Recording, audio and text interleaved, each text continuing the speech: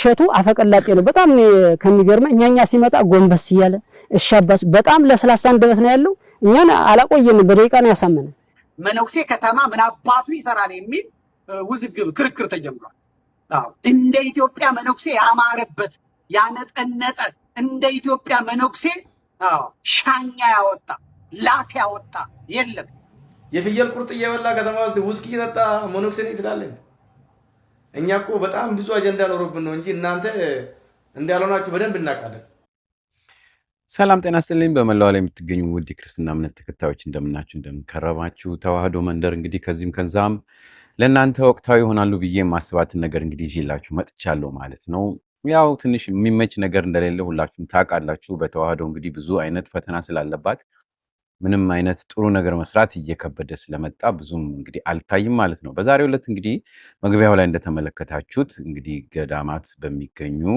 መነኩሴዎች ላይ እንግዲህ ብዙ አይነት እንግዲህ ስራዎች እየተሰሩ ነው ቪዲዮዎች በጣም ብዙ ይወጣሉና ይሄንን እስቲ ከዚህም ከዛም ልንማማርበት እንችላለን ብዬ ማስባትን ነገር ይዤላችሁ መጥቻለሁ ማለት ነው ይሄን ነገር ሳቀርብ ሰዎችን ግለሰቦችን ወይም አንድ ነገር ለመንካት ብዬ ሳይሆን ነገር ግን በአጠቃላይ ያለው ነገር ወዴት እየሄደ ነው የሚለው ነገር አብረን እንዲው የሆነ መላ ምንፈጥርበት በውይይት ምንወያይበት ነገር ካለ በሚል ነው እንግዲህ የማቀርበው ማለት ነው በእውነት በመጀመሪያ ሲጀመር እንግዲህ እነዚህ ገዳማት ያሉ መነኩሴዎች በሁላችንም እንደምናውቀው ዓለም በቃኝ ብለው እስከወጡ ድረስ በእነሱ ብዙ ነገር መሰራት አልነበረበትም ነበር ነገር ግን አንደኛ ሶሻል ሚዲያ ጥቅምም ለማግኘት ሲባል ወደዛ አካባቢ እየተከደ የሚሰሩ ብዙ ነገሮች አሉ ሁላችንም እናውቃለን እንደገና ደግሞ ከዛ ውስጥም ደግሞ ያው የገንዘብ ጥማትና ዓለማዊው ነገር ያጓጓቸው ደግሞ መነኩሳቶች ወጥተው የሚሰሩት ስራ የዚችን የቤተክርስቲያን ስም እንግዲህ እያስጠፋ እንዳለ ሁላችንም እንመለከታለን ማለት ነው እና በዚህ አይነት ጉዳይ ላይ እስቲ እንግዲህ ያሰበሰብኩትን ነገር ላቀርብላችሁ ወድጃለሁ ማለት ነው እናንተም እቺን ነገር አይታችሁ የራሳችሁ እንግዲህ ሐሳብና ኮሜንት ስጡበት እላለሁ በተረፈ እንደተለመደው እቺን ዩቲዩብን በተቻለ መጠን አዲስ ሆናችሁ ሰብስክራይብ አድርጉ ያላችሁት ላይክ አድርጉ እያልኩኝ ቀጥታ ወደ ፕሮግራሙ ልግባላችሁ መልካም ጊዜ ይሁንላችሁ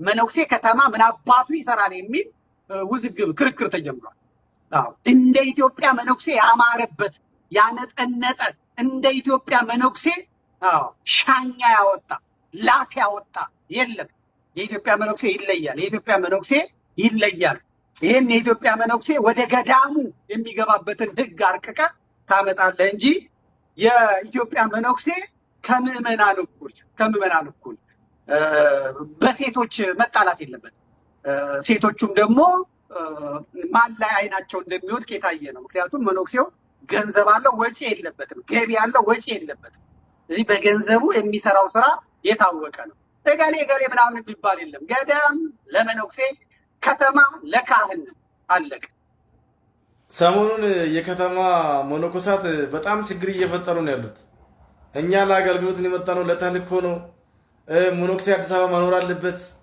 ከተማ ውስጥ ነው ፈተና ማለፍ አለበት እያሉ እያወሩ ነው እንደምታዩት እንግዲህ በጾም በጸሎት ደክሞ ፊታቸው አይታችኋል ምን እንደሚያካክሉ በጣም እኮ ተመናመኑ አሁን የነዚህ በረከታቸው ይደርብን ነው ይለፍን ነው የሚባለው በእግዚአብሔር ደግሞ አትንኩን እንደፈለግ ይሆናል ይላል በነገራችን ላይ እነዚህ መነኮሳት ማለት ነው ሚስት ያላቸው ምናምን በድብቅ ማለት ነው ምን እንደሚያካክሉ ተመልከቱ የፍየል ቁርጥ እየበላ ከተማ ውስጥ ውስኪ ይጠጣ መነኩሴ ነው ይላል እኛ እኮ በጣም ብዙ አጀንዳ ኖሮብን ነው እንጂ እናንተ እንዳልሆናችሁ በደንብ እናውቃለን ወደ ገዳም በክብር የምትገቡ ከሆነ ግቡ ማትገቡ ከሆነ ደግሞ ወይ አግቡና እንደ አባቶች እንደ ካህናት ከዛ ኑሩ የግድ ካህናት ለመሆን መነኩሴ መሆን አይጠበቅባችሁ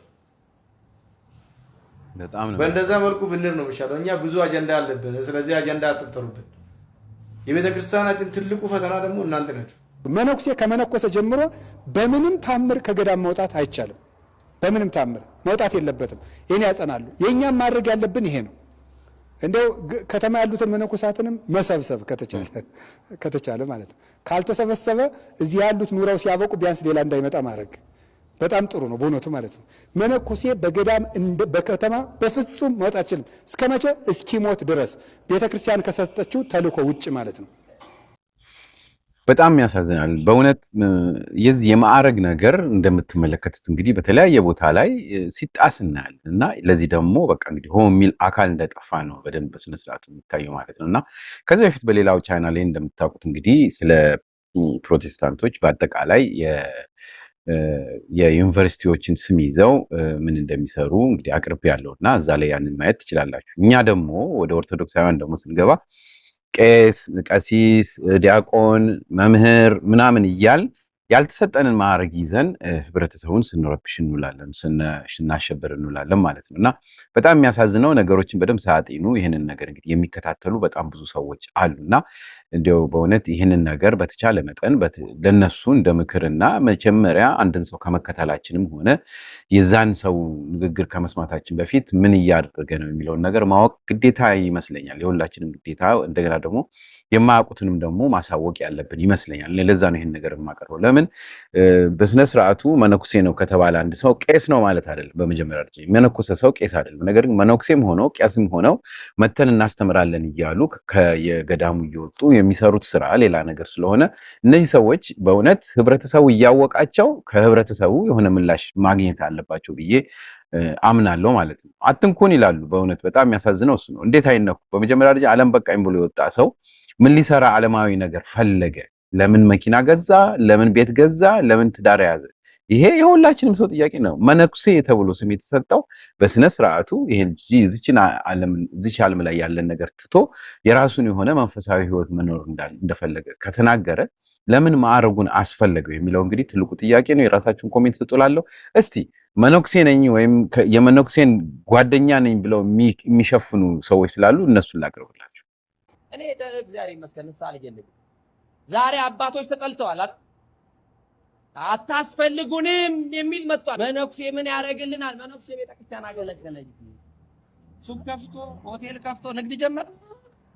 ምኑ የትኛው ደሞዝ ሊቀርብኝ?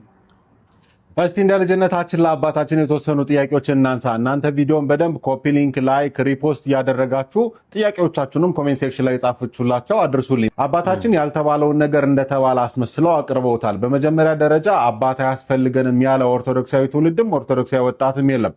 ነገሩ ከተማ ለከተማ የሚያውደለድል የምንኩስናን ግብር ትቶ ያለ ግብሩና ያለ ስፍራው የተገኘ ምንኩስናውን የሚያስነቅፍ ቤተክርስቲያንን የሚያስተች ግን መነኩሴ መሳይ አውደልዳይ አያስፈልገንም ነው የተባለው። እንደዚህ ያልተባለውን እስከ ማባል ድረስ ያደረሰውትኝ የትኛው ስፍራ ላይ የዋሉ እንደሆነ ጥያቄው ለእርሶ ተዋለሁ። ግን አባታችን እንደሚያውቁትኝ ክህነትም ሲሰጥ በቤተክርስቲያንም በጎቹን መንጋው እንዲጠብቁበት ነው። ታዲያ እርሶም ሲናገሩ እንደሰማ ነው እኔ ንስሐ ልጅ የለኝም እግዚአብሔር ይመስገን እያሉ ይኮሩበታል። የንስሐ ልጅን አለመያዝ የሚያኮራው አባት የእውነት ያስፈልገናልስ ወይ? ትክክል።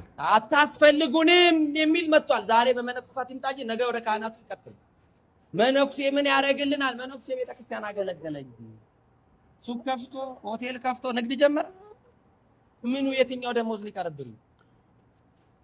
ብፁዕ ወቅዱስ አባታችን አቡነ ተክለ ሃይማኖት እኛ ግብፃውያንን አይደለም ምሳሌ የምናደርገው ኢትዮጵያውያንን።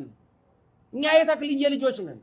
አቡነ ተክለ ሃይማኖት በበዓት የኖሩበት ጊዜ አለ። አዎ ደግሞ ከበዓታቸው ወጥተው ደግሞ ተዟዙረው ወንጌል አገልግለዋል።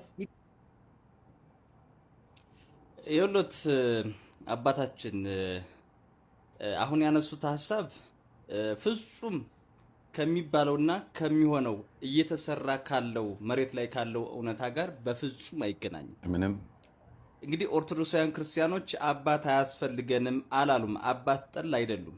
አባቶቻቸውን የሚያከብሩ ናቸው። ነገር ግን አባቶቻቸው በማይሆን መንገድ ሲሄዱ ግን መንገድ ሲስቱ ግን ያርሟቸዋል፣ እንዲስተካከሉ ይናገራሉ። በልጅነት መንፈስ እውነት ነው። መነኩሴ የሚኖረው በገዳም ነው። አሁን ብዙ መነኮሳት ለምን ገዳም ግቡ ትሉናላችሁ? እርስዎ ወንጌላዊ ነዎት፣ እየዞሩ ያስተምራሉ። በእርግጥም ደሞዝ ላይኖሮት ይችላል። ነገር ግን በሚሄዱበት ቦታ ቤተክርስቲያን ትከፍሎታለች።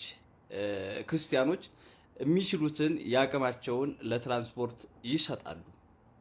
በመንፈስ አይኖሩም፣ ስጋ ለባሽ ስለሆኑ ማለት ነው።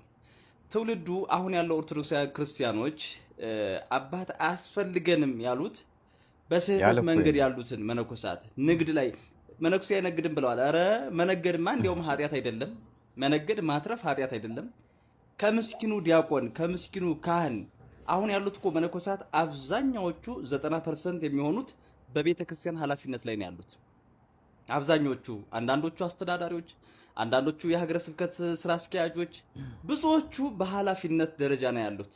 እነኚህ መነኮሳት በኃላፊነት ደረጃ ላይ ያሉት መነኮሳት ከምስኪኑ ዲያቆን ሙስና የሚቀበሉ ከምስኪኑ ካህን ሙስና የሚቀበሉ ሰዎችን የሚያሳዝኑ የሚያስለቅሱ ናቸው። ይሄ እኮ የማይካድ ሀቅ ነው እንዴ! እኛ እኮ በዚህ ዘመን እኮ በመነኩሴ ከተማ መኖር ምክንያት የብዙ ሰው ትዳር ነው የተበጠበጠው። በእውነት ትዳራቸው ነው የተበጠበጠው። ቤተክርስቲያን ውስጥ ያለው ጉዳይ ብቻ ሳይሆን የተበጠበጠው ትዳራቸው ነው የተበጠበጠው። እንዴት ትዳራችሁ ተበጠበጠ ትሪን ከሆነ አንድ ቄስና አንድ መነኩሴ ከአንድ ክርስቲያን ይቀጠራሉ። እኩል ደሞዝ ይከፈላቸዋል። አለያም የመነኩሴ የተሻለ ሊሆንም ይችላል። እንደውም ማለት ነው የተሻለ ያው መነኩሴ ስለሆነ ብዙ ኃላፊነት መወጣት ይችላል ተብሎ ነው የሚታሰበው። ግን ሰው መነኩሴ ስለሆነ ወይም ቤተሰብ አስተዳዳሪ ስለሆነ አይደለም ኃላፊነት መወጣት አለመወጣት የሚችለው። ህሌላው ነው ኃላፊነቱ እንዲወጣም እንዳይወጣም የሚያደርገው። ምን ገጠም የመሰላችሁ? ከዚህ በፊት ወደ 2006 አካባቢ ነው ልጆች የሚያስተዳድሩ ወይ ልጆች ያላቸው ቄስ ነበሩ፣ መነኩሴ ነበሩ።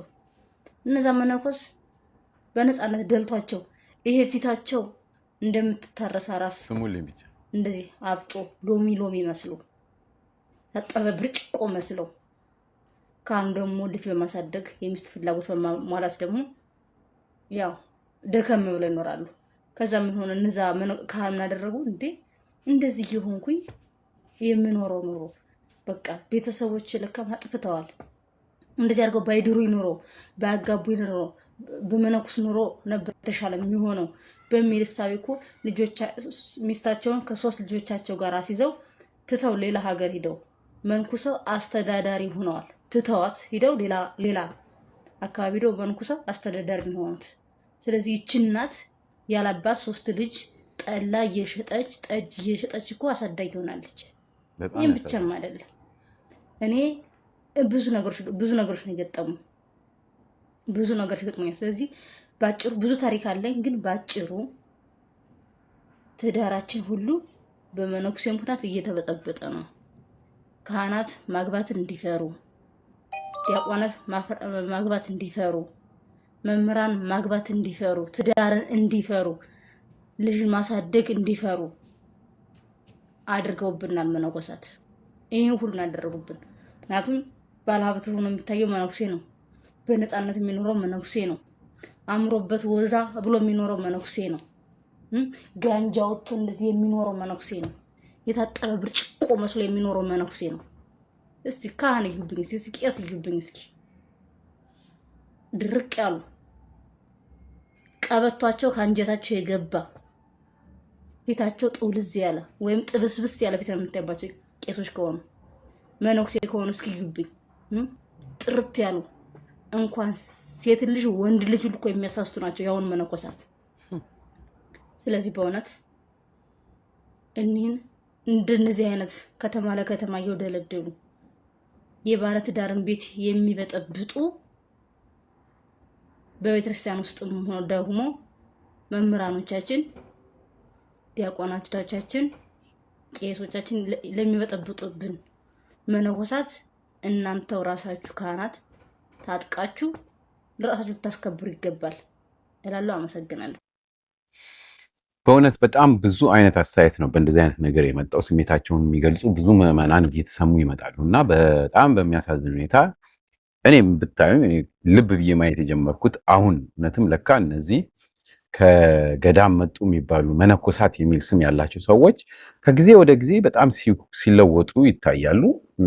በምን ተአምር እንደሆነ ባላቅም ግን እነሱ ከሌላው ቀሳውስት የተሻለ ፖዚሽንም ሆነ እንግዲህ የኃላፊነት ነገር ይሰጣቸዋል ይባላል እና መስፈርቱ ምን እንደሆነ አንዳንዴም ግራ ይገባኛል። የቤተክርስቲያን ነገር ያው ሁላችንም እንደምናደርገው መቼም ብዙ የምንፈራው ነገር ስላለ ብዙ አንጠቃም። በተቻለ መጠን እንግዲህ ያው ከእግዚአብሔር ጋር የሚያገናኝንን ነገር ብቻ ለማድረግ ነው እንጂ ውስጣዊ ምስጢራቸውን አናውቅም። እና ግን ብዙ ጊዜ ምን አለ ልዩነት እንዳለ ክሊር ሆኖ የሚታይ ነገር አለ ማለት ነው። እና ይሄ ነገር እውነት ሌላውን ወደ ቤተክርስቲያን መቅረብ የሚፈልገውን አያሳስትም ወይ? በመጀመሪያ ደረጃ ለምን መነኩሴ ተባሉ? በቃ እነዚህ ሰዎች ለምን ሌላ ማዕረግ አይሰጣቸውም? እንዲወጡስ ለምን ተደረገ? ከዛ ከመነኮሱበት አካባቢ ወይም ከገዳም ማለት ነው። እና በሌላው ዓለም ላይ የሌለ ነገር ነው። አሁን እኛ ሀገር ላይ ገንዘብ እንግዲህ ወይም ዓለማዊ ፍቅር ስለጨመረ ብዙ አይነት ቦታዎች ላይ ሲካሄዱ የሚታየው ማለት ነው። ይሄ ነገር በኦርቶዶክሳውያን ብቻ ሳይሆን በተለያዩ አይነት በካቶሊኩም ሆነ በጴንጤዎቹ የራሳቸውን የሆነ ሩጫ የሚሮጡት በአጠቃላይ እንግዲህ በሃይማኖት ውስጥ ያለው ህብረተሰብ ለራሳቸው ጥቅምና ለገንዘብ ነው። ለገንዘብ እስከሆነ ድረስ ለምንድን ነው ይሄን ስም ታይትል ይዘው እንደዚህ አይነት ነገር የሚያደርጉት? ህብረተሰቡ ውስጥ እስከመቼ ነው ተሸውዶ ወይም እንደዚህ በቃ ጅል ሆኖ የሚኖረው የሚለው ነገር በጣም ጥያቄ ውስጥ የሚያስገባ ነገር ይመስለኛል። በጣም የሚያሳዝነው እነሱም እንደዛ እንደሚሮጡት እኛ ደግሞ በሚዲያ ውስጥ በምን ያለን ሰዎች ደግሞ ሄደን እነሱን እንጎተጉታል። በጣም ማዝነው ነገር ቢኖር ምንድነው ገዳም ሲባል ብዙ ጊዜ ማወቅ ያለብን ያው ስንማርም ድሮም ስናውቀው የሰማ ነው። ገዳም ሲባል ከከተማ ህይወት የተለየ ከዱር አራዊትና ከምን የሆነች ቦታ ላይ ተሸሽጎ የመኖር አይነት በቃኝ ዓለም በቃኝ እስከሆነ ድረስ ዘመናዊነትን ነገር የማይፈልግ በሆነች ዳስ ነገር ውስጥ ተጠልሎ መኖር እንደሆነ ነበር የምናውቀው። አሁን ግን ብዙ ሚዲያዎች ሰምታችሁ በየጊዜው የምንሰማውና አዋጡ እየተባለ እንግዲህ ስንጨቀጨቅ የምንሰማው ነገር ምንድነው? የሚያድሩበት ቦታ አልጋ የላቸውም፣ የሚያድሩበት ቦታ እንደዚህ ነው፣ ህንፃ ሁሉ ለመስራት የሚፈልግ ገዳም ውስጥ እንደዚህ አይነት ነገሮች በጣም በጣም በከፍተኛ ደረጃ አድቨርታይዝ ይደረጋሉ። እና ይሄ ነገር እውነት ትክክል ነው ወይ? አንደኛ የሚፈልግ ሰው ራሱ ሲፈልግ ሄዶ ያድርግ እንጂ እንዴት በአድቨርታይዝመንት ይሄ ነገር ይደረግልን ይባላል? የተለያየ ትልልቅ ነገሮች እንዲደረጉ ተብሎ በእነሱ ስም የሚነገደው ንገዳ ለእነሱም እንኳ አይሆንም። ይሄም ነገር ሁሉ ደግሞ ሆኖ ወይ እንግዲህ ለሆዳቸው የሚሆን ነገር ይሰጣቸው ይሆናል እንጂ የሚለውጠው ነገር የለም። የአካባቢ ብዙም ተለውጦ አይታይም በገዳም ስም። ነገር ግን በሚዲያ በጣም ብዙ የሚበላ እንዳለ ሁላችንም እናውቃለን። እንግዲህ ከዚህ መሃል ደግሞ እንግዲህ ያው እሸቱ ጥሩም ነገር ቢሰራም ባይሰራም እኛ እንግዲህ እግዚአብሔር እሱን ይወቅ። ነገር ግን ስሙ ሁሉ እስኪጠፋ ድረስ ደረሰ። እሱ እንግዲህ ከዚህ በፊት ትልልቅ ነገር እንደሰራ ሁላችንም እናውቃለን። ነገር ግን ሄዶ ይሄን ነገር በማድረጉ ተሳሳተ። ከዚህ በፊት ይቅርታ ብሎ ነበረ። ነገር ግን አሁንም ስሙን ይዘው እንግዲህ ያው ያብጠለጥላሉ። ሌሎችም በሱ ቢዝነስ ቪዲዮ እየሰሩ ነው ያሉት ማለት ነው። እና ይሄ ሁሉ ደረጃ ያስደረሰው ምንድነው? የገንዘብ ፍቅር ነው። ይሄንን የገንዘብ ፍቅር ደግሞ እንግዲህ ከቤተክርስቲያን ውስጥ ነው እየወጣ የመጣውና በምን እንደምናቆመው እግዚአብሔር ይወቅ። እናንተ ራሳችሁ እንግዲህ ኮሜንታችሁ ስጡላለሁ። በጣም በሚያሳዝን ሁኔታ ከዛው ከገዳም እሸቱን እንግዲህ በደብዳቤ ነው ወቀሳ የደረሰበት። በጣም ያሳዝናል በእውነት። ሊሰራ የሄደ ሰው እንደዚህ አይነት ነገር እንግዲህ ይደርሳል እና አንዳንዴ የምናደርገውን ነገር እንጠንቀቅ ለማለት ነው። በዛውም እስቲ እናዳምጥ።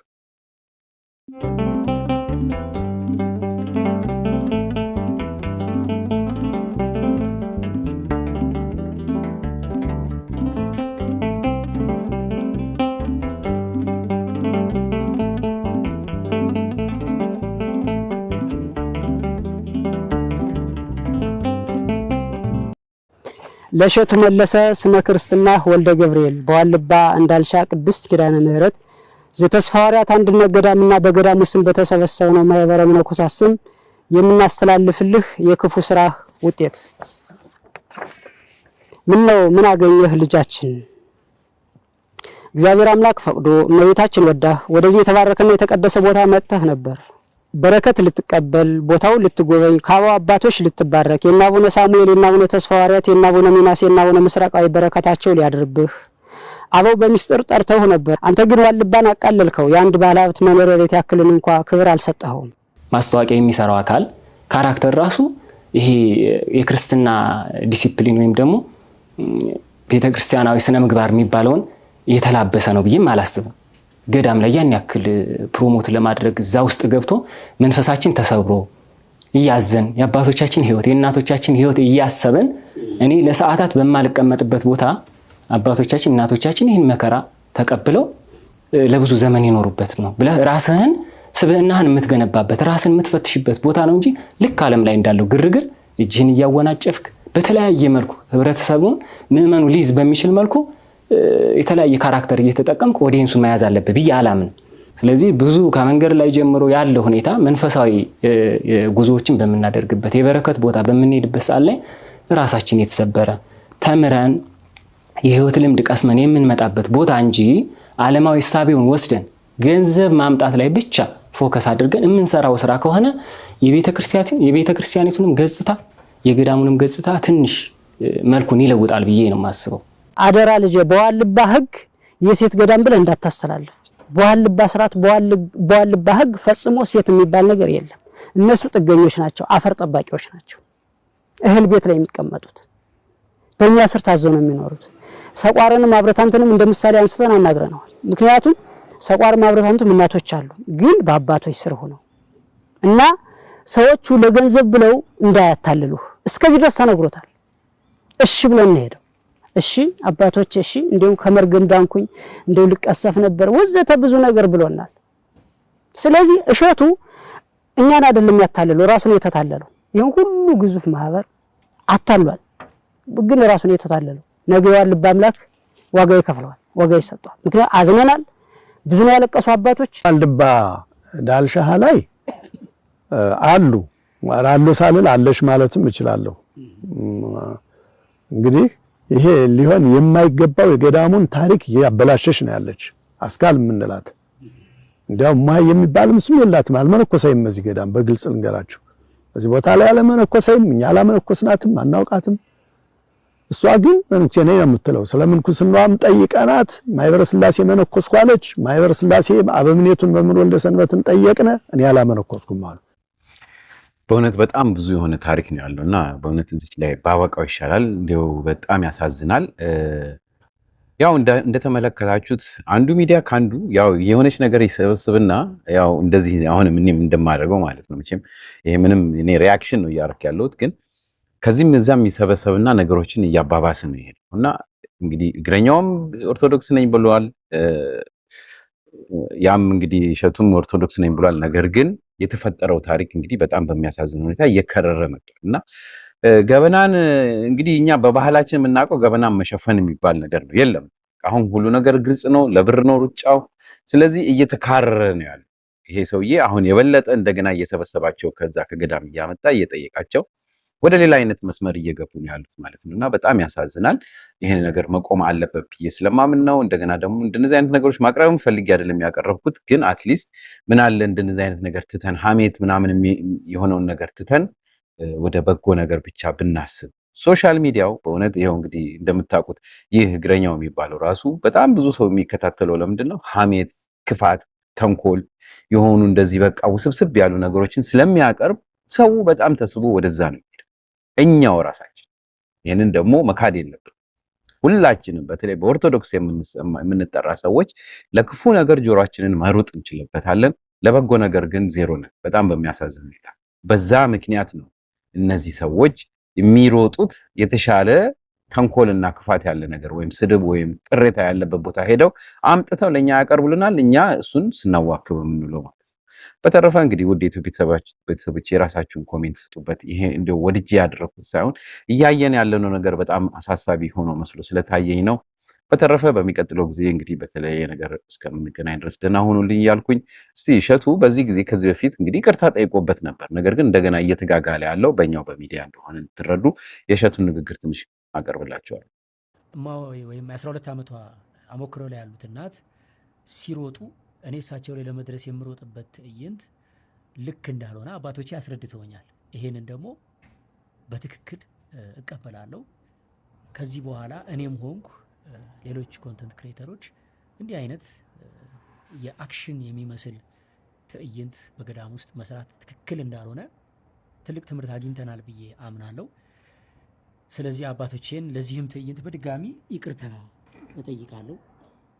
ስለዚህ ይሄ ትዕይንት ከቪዲዮ ላይ ተቆርጦ እንዲወጣ አዝዣለሁ። ከቪዲዮ ላይ ተቆርጦ ወጥቷል ማለት ነው።